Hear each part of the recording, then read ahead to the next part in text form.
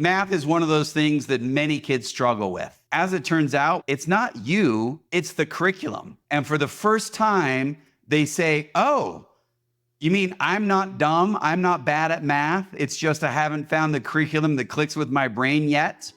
And when we try a different version and then all of a sudden one clicks and the child's light bulbs go off, it's the curriculum, not the child.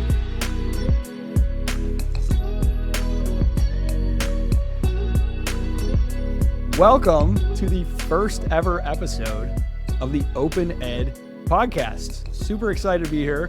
Matt, I'm going to introduce you in a second, but it would be awkward if I just kept talking without saying welcome. Glad to be here with you. Hey, great to be here with you, Isaac. Thank you. The theme of this show, really, we're going to have lots of wide-ranging conversations with lots of people about their own education experiences, things that they're doing and innovating in the world of education. But it all comes back to this core theme that every individual is different, which isn't much of a shocker, but right. A lot of the things we do in education treat them as if they aren't. And all types of education, all approaches to education should be on the table. We are not picking and endorsing on this show particular approaches. We're not going to be the pro-Montessori or anti-Montessori or unschool or world school. We are exploring all of these different approaches, whether it's in the classroom, out of the classroom, online, in person, one-on-one, group setting. There's so many different ways to help your child or help anyone learn, and we want to know about and explore all of them. And our thesis is that every individual should have access to all of those options to use when and where they make sense for them. And that's results in something that looks much different than a uniform approach for every single kid. Even within one family, even within one individual from one year to the next, they have different needs and their education approach needs to change. And that's what we're all about, helping open that up. So that's the theme of the show as a whole. And I'm really excited to kick off this first episode with Matt, the founder of OpenEd, the company which produces this podcast. And I want to start, Matt, with, before we even get into the company story, I want to start with your personal story and kind of take me back to your own sort of upbringing and your own educational experience. And then I know you eventually became a teacher, and for sort of what led to that, and kind of lead me right up to before you started My Tech High, which has now been rebranded to OpenEd. So take us wherever you want on your life story. Is that too big of an ask? No, that's great, Isaac. And just your tee up was just awesome. We really do embrace all forms of learning, that it really is open for all. And we need to figure out how to do that for everybody. My personal background, I was born to a couple of educators. So my mom was a high school teacher. She actually taught tech and business, if you can believe it, back in the day. And people I run into still from 30 years ago say, your mom was my most valuable class because she taught me how to type. She was a type teacher in high school, as well as like accounting and Future Business Leaders of America and that kind of stuff. And then my dad was a electrical engineering professor in college. So we were always surrounded with technology, with learning, with education, always a huge part of who I am today. I trace back to my parents like that. And I remember I started my first education company when I was 17. I just loved helping kids learn. I started a little backyard all sports camp during the summer for neighborhood kids, would teach them basketball, soccer, volleyball, obstacle courses, and made money off it, and just was able to see the value of education and helping kids learn as both, from do good in the world as well as educate children. And you can also have a business out of it. So it was really fun that all those foundational elements help, I can trace back to my youth. Now, I know you don't like to talk about this, but I am so impressed with it. I have to talk about it. Sports played a really large role in your youth. I mean, it must have, because guys, you can go look this up. Matt still holds a couple records for state of Utah high school basketball. He shot 74% from the field in basketball one year. So that is incredible. But sports must have been a pretty big part of your, how do you see that fitting in with education or competing with time that you should be spending learning? I mean, if you're playing at that level, Mr. Basketball level for Utah, you must be spending a lot of time on sports. Your parents being educators, did they ever be like, hey, Matt, you're neglecting your studies. You're spending too much time shooting hoops? No, they never did that. They always encouraged me to be active and play sports. My mom actually played some sports when she was at a college back in the day, but my dad never did. My dad, very much a computer guy, back office guy.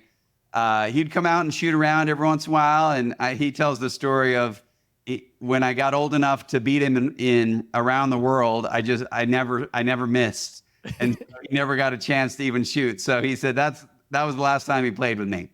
But definitely played sports all my life, all different sports, just love it, and really believe that the things you learn in sports are applicable to the academic world.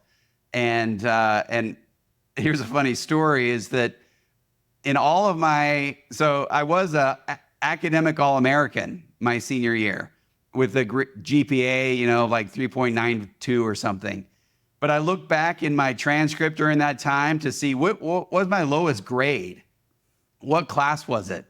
It was PE. I had played all these sports all my life, and PE was my worst grade in high school because I couldn't run the mile under their threshold, and I couldn't run the 2 mile under their threshold. So I would get like an F on the long distance runs and be lapped by all these cross country guys or whatever, right? And that probably I attribute to, this is insane that I have to be judged on something that someone else can do naturally. If you judged me on shooting hoops, I'd get an A+ and someone else wouldn't, but that wasn't part of the PE grade. And it was just crazy to be able to say, I can't do this. I can't run a mile on that time frame, right? Yeah. And so I never walked. Like, I always took pride, and I never walked. I always ran. I was just slow and couldn't run. So See, I was the opposite, Matt. When I played basketball, the only thing I ever won was the wind sprint drills. And then I was usually good for 5 fouls and 2 rebounds. And that was about it. Right. So it's funny, though, you mentioned that getting a bad grade in PE. My mom, who became a teacher, but in college, she took a bowling class and she managed to get a C in bowl. And she's like a great student type. And she said she did fine on all the written tests, but a big part of your grade was you bowled at the beginning of the semester and you bowled at the end, and your score was supposed to get better and hers got worse. So I don't know what that means. I don't know what that means. So talk to me about your college experience, and then, coming out of college. I know you have experience both teaching and in the tech world before you started what is now OpenEd. Kind of walk me through that, and how did you make those decisions? So you obviously were very good at basketball. Did you consider trying to go further with sports into college? How did you think about and approach your career in your late teens and early 20s? yeah, so coming out of high school, I got a scholarship offer from a junior college to play basketball. So I did play college ball for a year. Loved it. Our team ended up being 7th in the nation, and we traveled all over and had a great time. And so you'll appreciate this. In high school, I focused on scoring. That was my role. Whereas when I was in college, I was a small forward, not very tall and big. So I just focused all my energy on defense and ended up getting a defensive player of the year award. And I hardly ever scored, but I really just focused on defense in college. So, really tale of two worlds of scoring, huge points in high school, and yet in college just shifted that and had a great time and played that role well. Then I decided to go on a church mission. I served in Uruguay, South America, for 2 years. And I had originally set my major was going to be, I think, mechanical engineering or something before I went on my mission. And when I was on my mission, I realized how enjoyable I found it to be to teach. We would just teach all day people about our faith and about religion, and just had a great time teaching. And so I thought, you know what? I think when I get home from mission, my career path is going to be a teacher. So I came home from that. I got invited to play again another year at college, but I had kind of done all the classes already in junior college. So I decided to go to a 4-year college. I got invited to play there, but really when the fall was about to start, I needed to student teach and do other things that I couldn't do. And so I had to make that decision. I remember making it was, do I want to keep playing college ball or become an educator? And I realized, I wasn't going to go pro. I wasn't going to have a lifelong of basketball. And so my wife and I decided to just focus on education, and I decided not to play. And wait a minute, all of a sudden you threw a wife in there. You got married somewhere along the way. Yeah, actually that summer we were engaged. And so it was those major decisions. Do I want to get married and pursue my academic career, or do I want, really just focus on basketball? Because it is an all-consuming choice to play college sports. And so I decided I wanted to get married, start a family, and pursue my teaching career. So that was a major decision that Amy and I made that fall, and never regret it. It was the best decision ever. I actually ran into people who played on the team who had wanted to become teachers and coach. And they're like, I got to switch my, degree to physiology or something, right? Because I just can't do the classroom requirements and the teaching requirements while you're playing. So I pursued education. I also, I just selected elementary education. I remember my 4th grade teacher was a man, and he was one of the greatest teachers of my life, and just loved him. I ended up looking him up later and finding he still is a administrator at a really low income school in Salt Lake, still teaching to this day. And just, he's a hero of mine, really. And so I wanted to be an elementary education teacher. And so that's the path I took, and graduated with my elementary education degree, and went and got a job as a 6th grade teacher. That's a funny story too, if we want to go down that. Grade. Let me tell you, I just was doing volunteering for a week-long middle school camp at our church. There is nothing closer to an animal than a group of middle school children. I'll tell you, the 6th to 7th grade student is my favorite. They are so unique. And I ended up getting my master's degree in education, focused on the forgotten child from 10 to 14-year-old. It's really fascinating. We have all these programs for the early elementary or elementary kids. Then we have these programs for high school.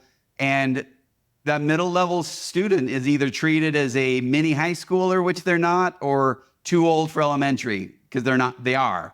And so this middle level child became just something I became passionate about. My whole master's degree was focused on helping that middle school child from ages 10 to 14. Like, a lot of people don't realize you change most in your life between those ages except 0 to 3. And you think of how much you change from birth to 3-year-old.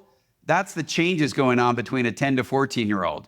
And I'd have parents show up and just say, if you can do anything with my child, good luck, and walk out the school. And we'd have just a great time. It was a great experience.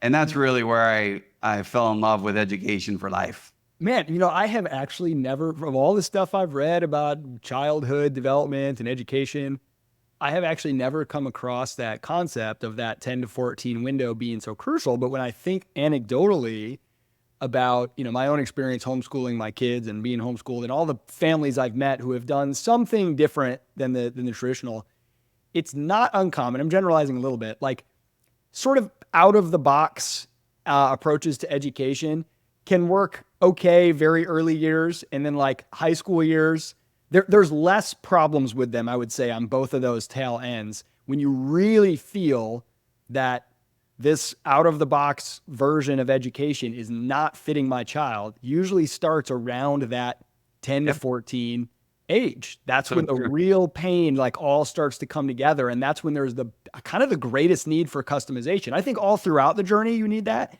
but there is something concentrated there. And that's really interesting. I'm going to have to dig deeper down that rabbit hole. Yeah. And one of the reasons standardized education doesn't work for the 10 to 14-year-old is because these two kids are absolutely normal. One is 6'4" and one is 4'6". Oh, I remember right? playing against kids who had when I was 10 and I was like, I was basically still an 8-year-old and kids had mustaches on the Yeah. basketball team that we're playing against. Yeah, and again, and they're statistically normal, but yet they're 6'4", 4'6". They have beards or never have had a hair on their face ever.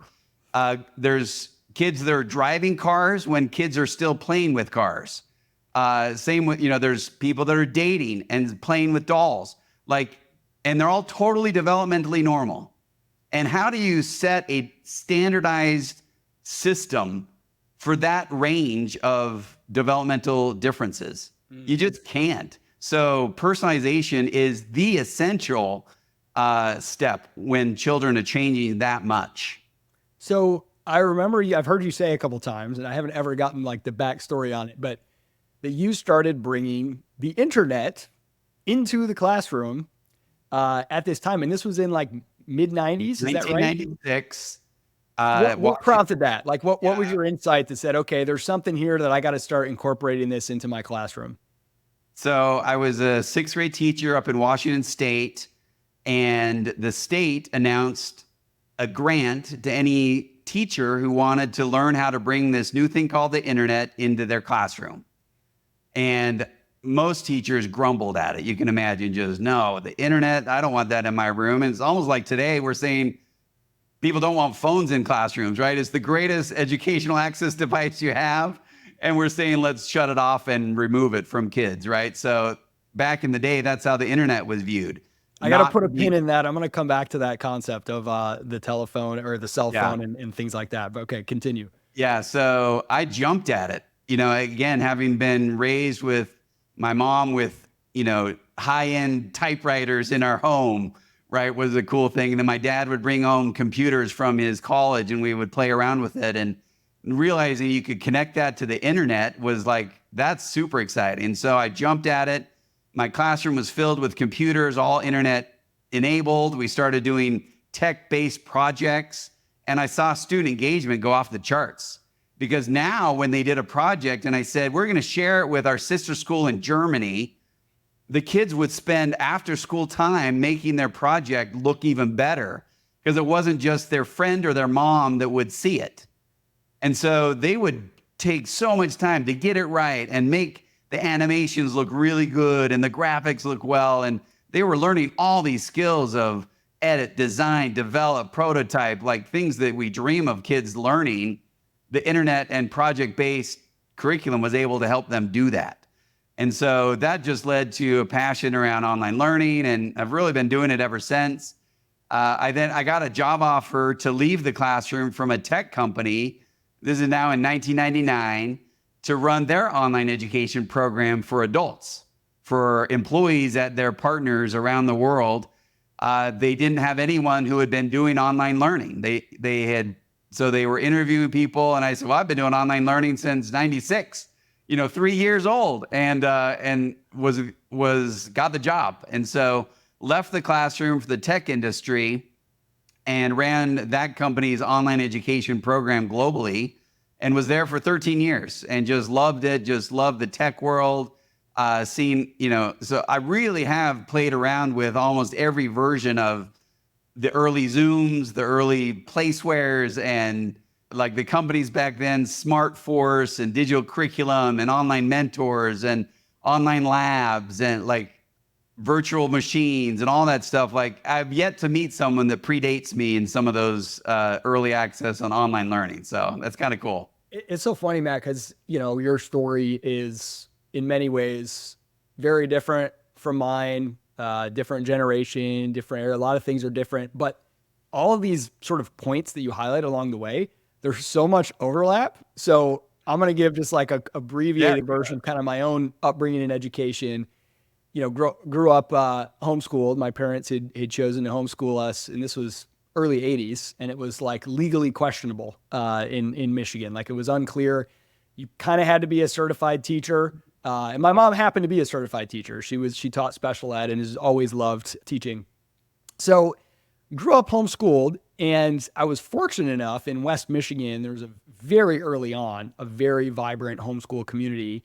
And one of the first things that you realize is, oh, there are the things that when you opt out of the public ed system that you're missing are things like sports. And so we had homeschool basketball teams. We never had a homeschool football team. That always broke my heart. They didn't pass the law that homeschoolers could play on public school teams until I was already graduated. So I missed out on that, but it's probably better for my health that I never played football. But we had sports. We had all kinds of different, clubs, activities, theater classes, stuff like that. Pretty robust homeschool community. And then something happened. I was the youngest of three.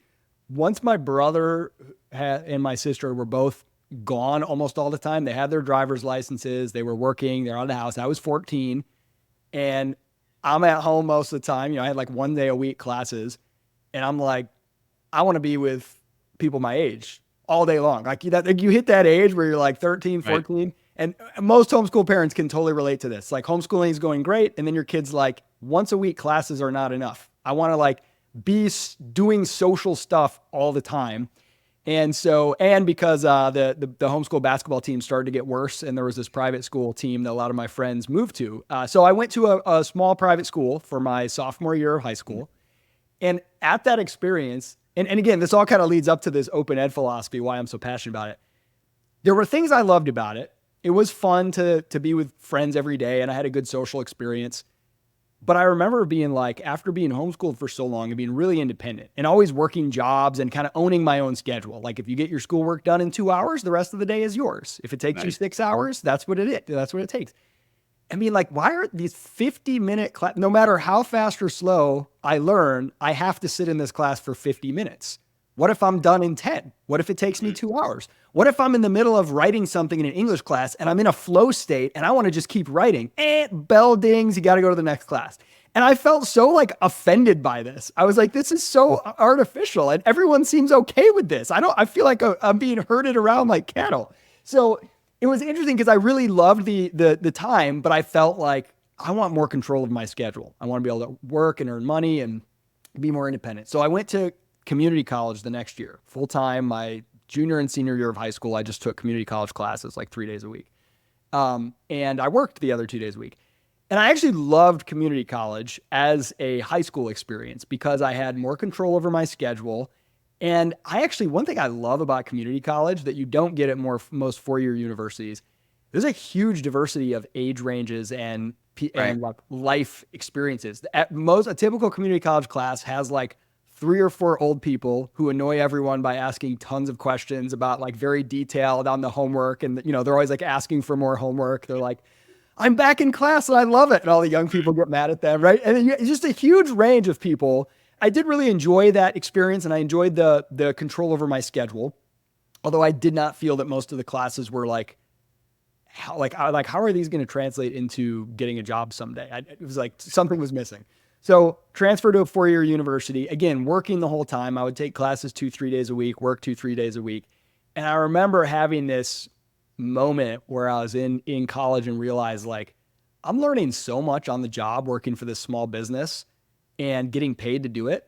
And then I'm turning around and paying all of my money to go to classes and no one wants to be at when class was canceled, everyone would celebrate, including the professor. Yeah. And I'm like, what other good do you pay for in advance? And then you're happy when it's not delivered.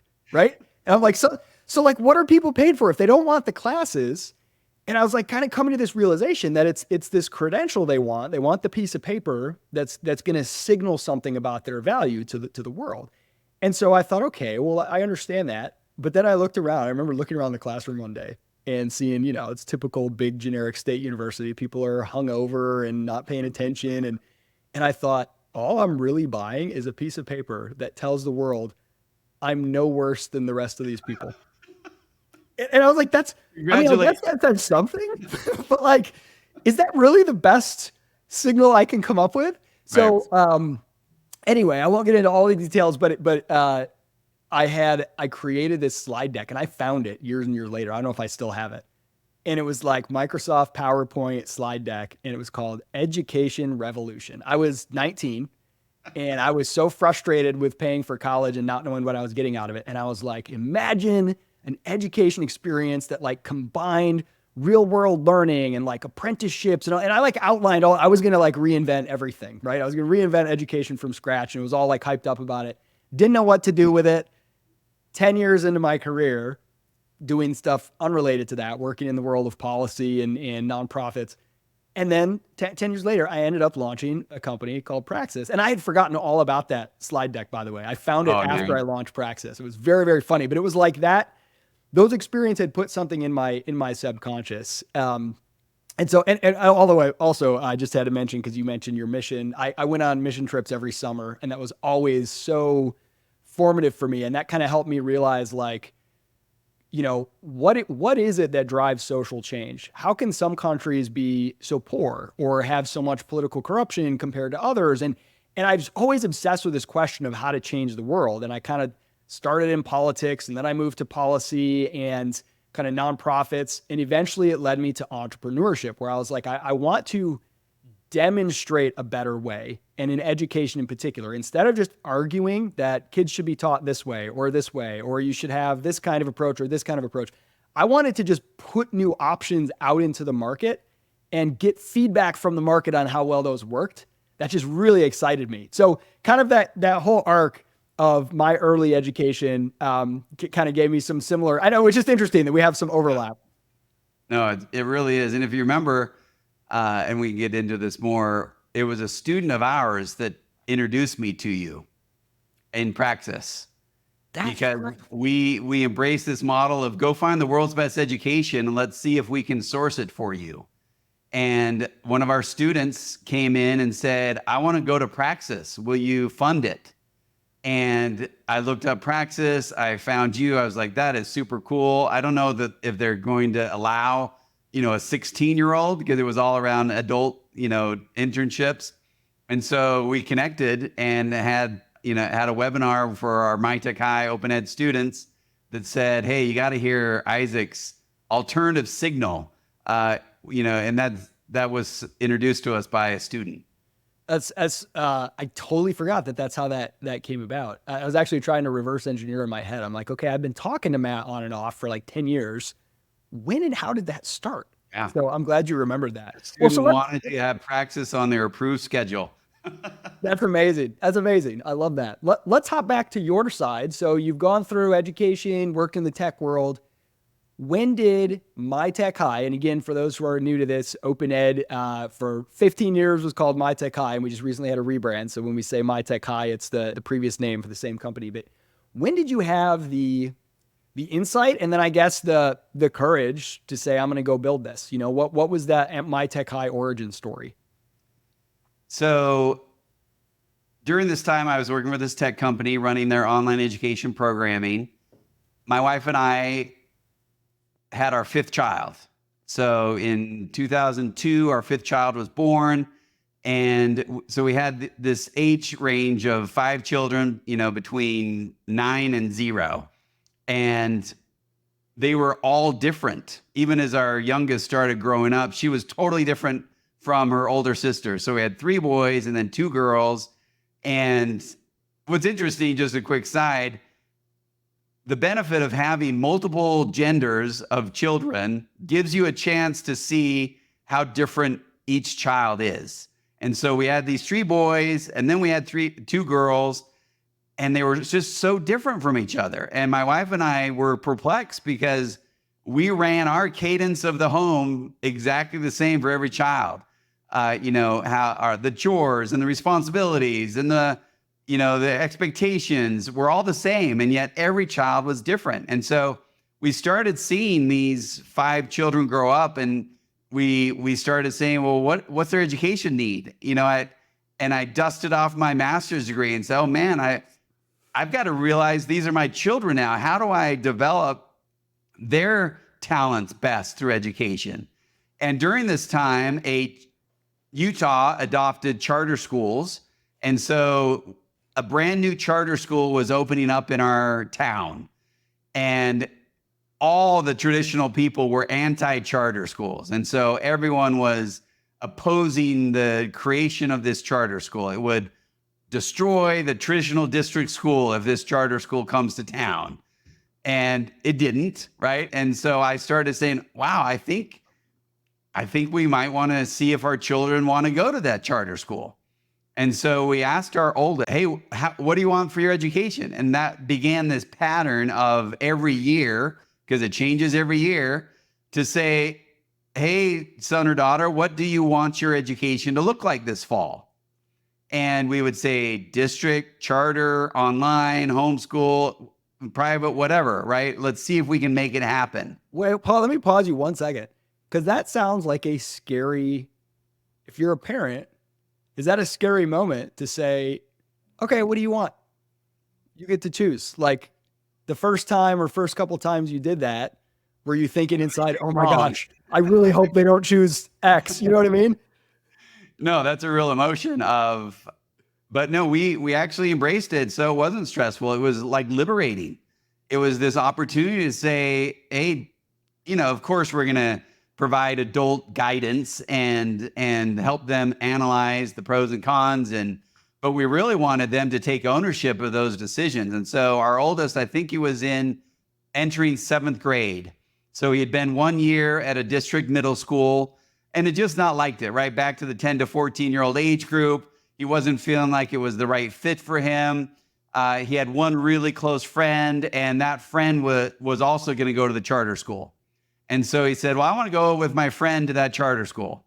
And so it's funny, the charter school was supposed to open, August 20th or something that fall. And its construction wasn't done yet. In July, it still wasn't done in early August.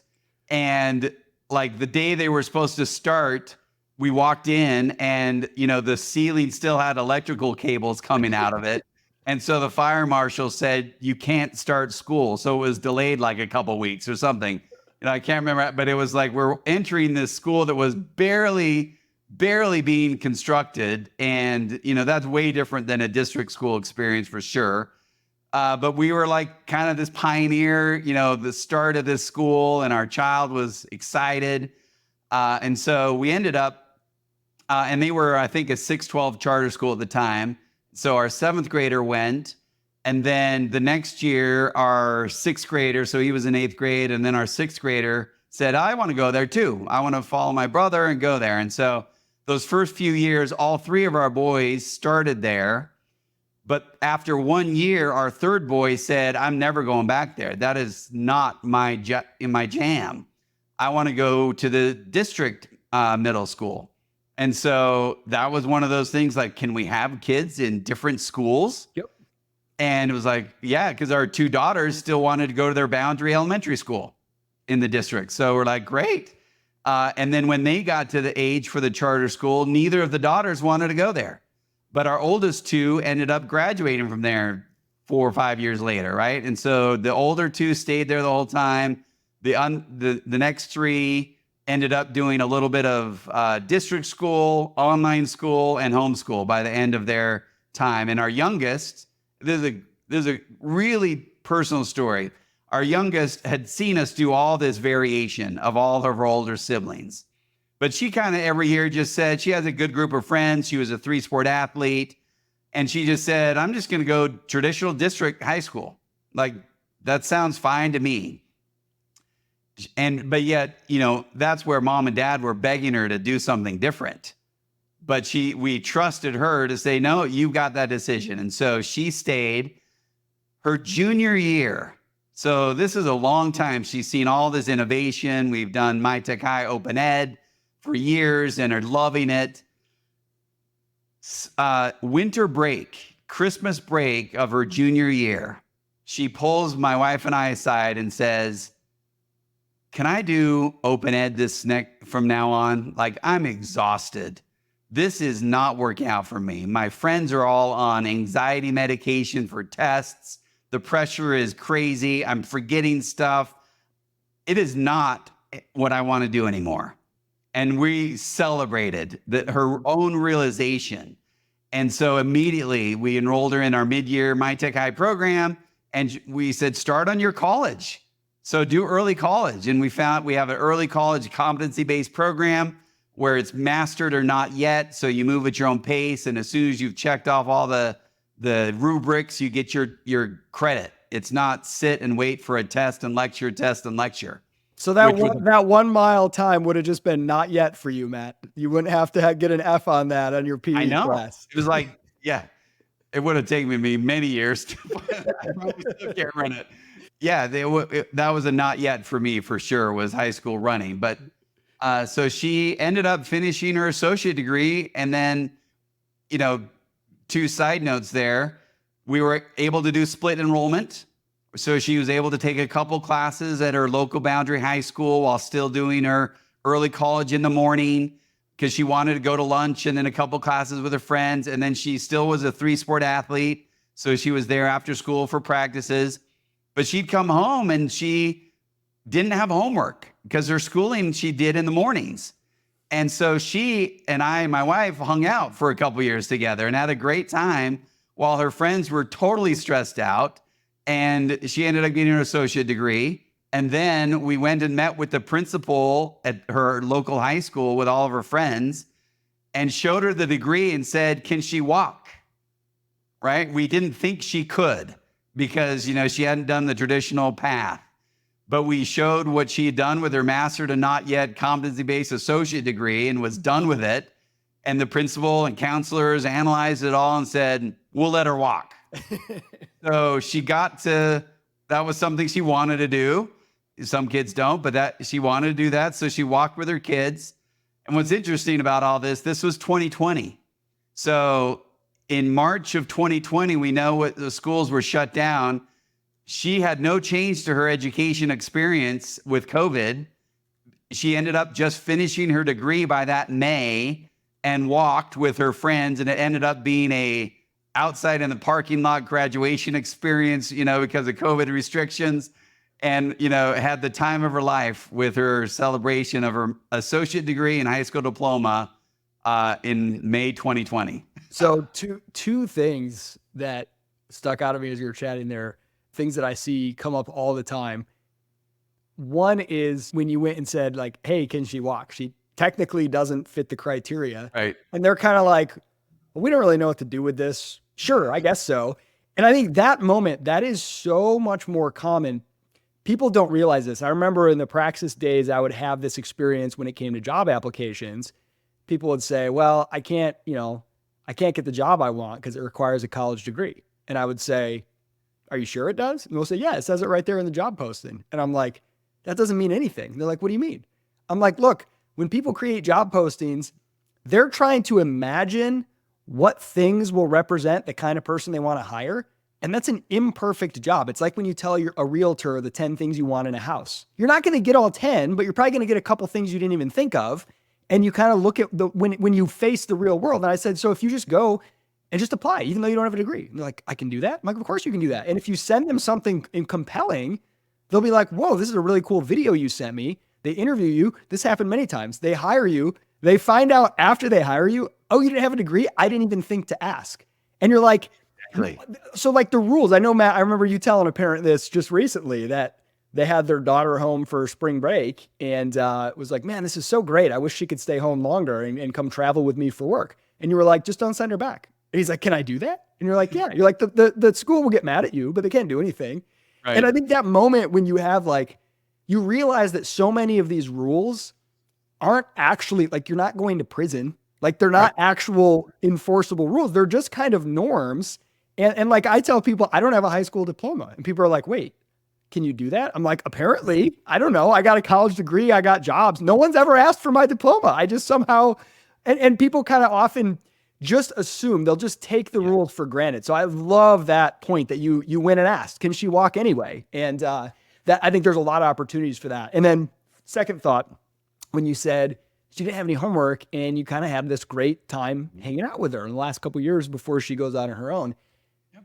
I don't know about you, but I had so many parents say things like when COVID happened, they were like, I have gotten to see things about my kids that I never knew. I've gotten to have conversations with them. I've gotten to enjoy and appreciate them in ways that I didn't know were possible. And there's something really special. Now, I'm not pretending that having your kids at home with you all the time is going to be puppies and rainbows. Like right. I work from home. I can hear my kids screaming sometimes. Sometimes it's terrible, right? But those moments that, and like recognizing, even if they are in traditional school or they're in something you assume they have to do all this homework every night, like there's often ways around that too. To say, Yeah. what if they had more time? What if I didn't push them so hard to do all these arbitrary things that aren't helping them but are only causing stress? And we had more time together. How valuable is that? So that's just cool to hear that Yeah. because I've heard I've that a had lot. lots of parents tell me that their choice to do a program like ours has brought them back to family dinner and enjoyable conversations in the evening, where it used to just be, I need to ride them hard for their homework and they're mad at me and they're slamming doors and then they're exhausted. And just that whole, continuous race to get your homework done and get up in the morning and race off, gone. And now the relationship is so much stronger for child and parent.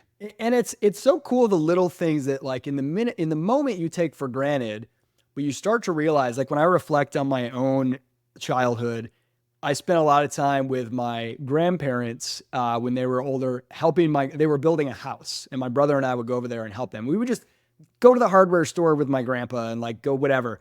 And now I didn't go on to become a handyman, and I'm not Right. particularly good at that stuff. But the things that I learned, even just watching his decision-making process, watching him negotiate with people about work that he wanted them to do, watching, some lessons of things I don't want to do, like his temper, right? Which I also inherited, unfortunately. But like, I think about that with my own kids, the ability, imagine if they're up in their room, just like doing some, a train went from Boston at 60 miles an hour, assignments all night long, versus coming with me to Home Depot while my wife and I argue about which kind of tile we need in our kitchen. That's actually a really interesting experience. And my kids, we are fixing our kitchen, and my kids all have like they're all like making their case for like why this one, and like this one costs too much, and like it's just that those So are actually valuable things to experience. It's interpersonal communication, it's budgeting, it's cost benefit analysis, right? It's trade-offs, it's how to get along with your wife when you have a house project. And, like all these things are actually more important than doing one more story problem for the 10th time on, you know what I mean? No, I love it. I took actually this asked the MyTech High origin story, and I don't know if we actually got there. No, we didn't, because I took it down my family path. OpenEd started with seeing our children all needed something different, charter school, district school. And so my wife and I thought, hey, we imagine other parents have experienced a need for different options for their children too. And so that's really was the foundation of the start of MyTech High, was let's see if we can do this for other families like we have done for ourselves. And we, again, pulled out the online learning experiences of of the mid 90s and said, hey, if I contract with school districts or charter schools, I can help families access world-class education at no cost to them. So that was a design principle we wanted from the start. We didn't want to launch a private academy. We want for wealthy families. They already have almost ultimate choice already. I wanted to really arm and enable low to middle income families to have excellent choices in education also. And so that's the model, is just contract with forward thinking charter schools or district schools that want to serve families in a very personalized way. And that's where we started. As we go deeper, we started the first year with 92 students that really were pioneers in my head on taking a chance on this really interesting model focused on tech and entrepreneurship. That was out of the gate our message.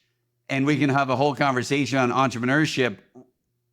Kind of encapsulates all learning in a practical way. You're motivated, you have opportunities to problem solve and really figure out stuff that you didn't know otherwise. So I love the entrepreneurship.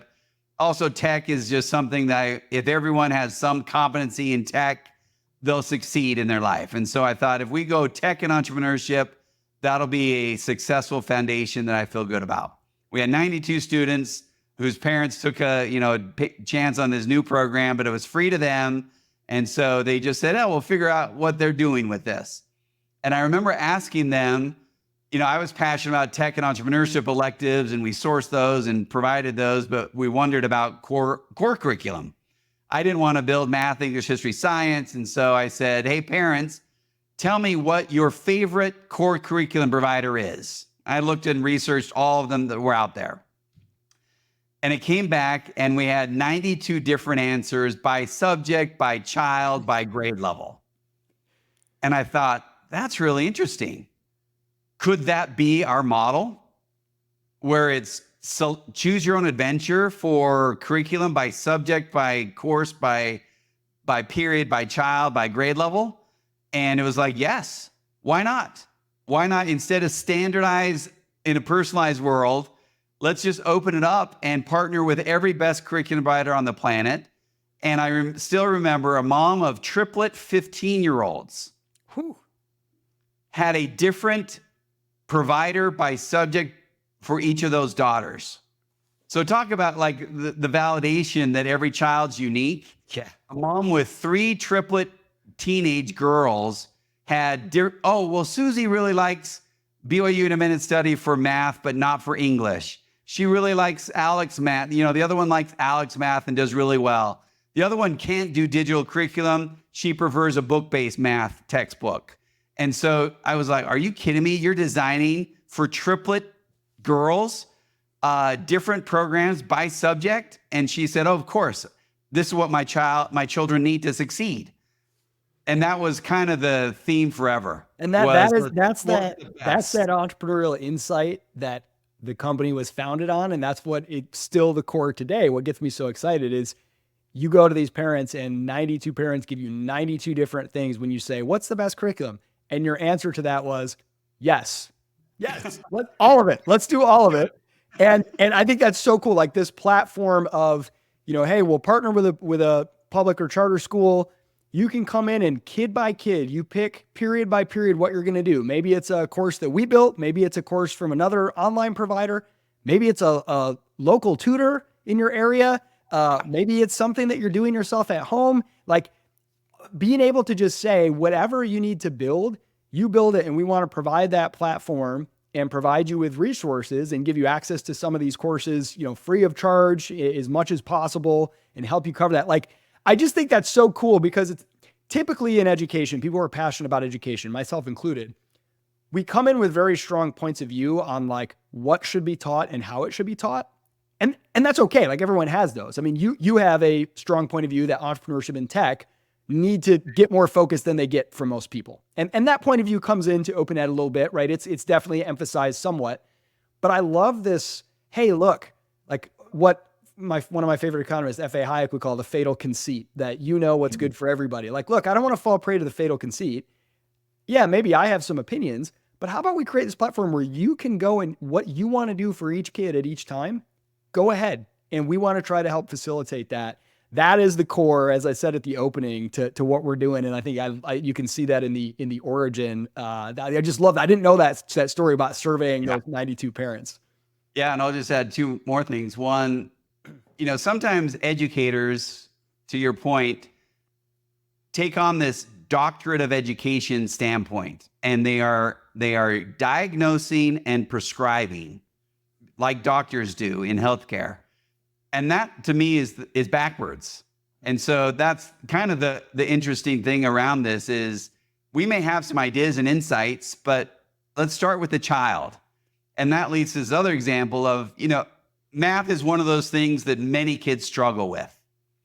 As it turns out, when you offer them a multiple set of curriculum options, you can say now to the child, it's not you, it's the curriculum. And for the first time, they say, oh, you mean I'm not dumb? I'm not bad at math. It's just I haven't found the curriculum that clicks with my brain yet. And when we try a different version, and then all of a sudden one clicks and the child's light bulbs go off, it's the curriculum, not the child. And math is one of those things that needs to embrace that, to not have kids blame themselves. Oh, I love it. You're getting me really hyped. So I'm gonna bring this around to a close. We are definitely, Matt, going to have a round 2 with the 2 of us because we've kind of done a historical overview. There's so many things I'd like to pick your brain on, but kind of bringing full circle, as I said, I was kind of into politics to start with, and then working in the nonprofit world. I started Praxis, this college alternative program, started another tech company to help young people on their careers. Started another tech company, totally unrelated to that. Kept in touch with Matt all along. And then we kind of came back together recently. And when he said, look, my tech high is ready for the next chapter. And there's a lot of opportunity there. I think it can grow. And I would love some help making that happen. And so here we are, rebranded to OpenEd. Matt, if you're cool, we have a few more minutes here. I would love to just briefly, I'm going to share my screen and just highlight a couple things on what we call our strategic narrative. Sort of essentially the core of it is what we just talked about, this idea that we want all options open for all learners. It starts with the fact that, technology has enabled more choice, more personalization in everything we do. Live, work, play. And you mentioned that, Matt, like standardization in a personalized world. It's a strange fit. So the implication obviously is that education should also have more flexibility, personalization, choice. And that's kind of the core shift in the world. And the big move from closed to open, it cuts across a lot of different things. So it's not just, closed being geography bound, open education being flexible in terms of you could do it remotely, you could do it in person. Again, this is not a either or. This is not in a classroom or out of a classroom. It's, hey, sometimes a classroom is great for some things. Sometimes it's not. And like, again, that's kind of what we're trying to bring, this both and. Like, let's get all options on the table. Let's remove all the boxes that separate these approaches to education. The slide I wanted to hit on, though, you talked about the cell phones in class. People saw the internet as this kind of stupid distraction. And you mentioned cell phones are kind of seen as like the enemy in class. And here's something that I think I want to be really careful about in our approach on this podcast and in all these conversations we're trying to take part in, is to not fall into either trap, what some people might call like the black pill, being cynical and negative and technology is terrible and kids are addicted to screens, or like the white pill, technology is great, human progress is just never ending march forward and everything's wonderful. I think the reality is, look, things like cell phones present real challenges. Screen time is a real challenge. People can absolutely get addicted to screens and it can start to shorten their attention span and be addicted to dopamine hits. Those are very real challenges. The answer is not to go move in a cabin in the woods. The answer is continually to learn how to make those things serve us, to take the things, the opportunities that those present and bring those in. And I think that's like a little unique thing that I would really love for us to tease out and bring to the table when it comes to education, that, if you want to do online learning because it's flexible and you can do it from different, that's awesome. But let's be real about the challenges. If your kid's just on a computer screen all day and that's their only form of interacting with, education, that has some isolation, that has some problems associated with it. So that, like, to me is just a really important thing to bring out, that we want to make sure we are not being overly Pollyanna-ish about everything's wonderful. Isn't it great? We have all this choice. I'm a parent too. I don't know the answer. I'm like, should I give my kids an iPad when they're 7 years old or should I not? These are real challenges and we don't want to kind of pretend that they're not, but we want to recognize that all of those things can be turned into opportunities. So that was just my little rant there. Totally agree. Well, that was too easy. You were supposed to fight me or something. I mean, it's the ultimate challenge with whatever technology or device or opportunities there are. Like, are there things that any of us do too much of? And achieving a moderate balance in life on all things is healthy. And that's a human quest, is to figure that balance out. And helping our children and modeling with our children is not easy. And so we just continuously try to say, hey, let's find some balance in all things. And I think if that's a quest, then there's always going to be room for screens and TVs and technology and devices, but there's also a whole great opportunity of world out there, of mountains and parks and open grass and all those things. So it's really just striving to have a balance of it all, I think, is what humans pursue. I love it. The answer, as always, is yes. So super excited to kick this podcast off with you, Matt. Everybody go to opened.co and subscribe to the OpenEd Daily. This is just a short daily newsletter in your inbox with little tidbits about what's going on in the world of education, practical tips, and let us know. We want to know what conversations you want to hear, what kind of topics you want to hear covered on this podcast, in the newsletter. We want to highlight all the interesting voices and all the interesting things happening in the world of education as it begins to open up. So Matt, thank you so much. Thanks, Isaac.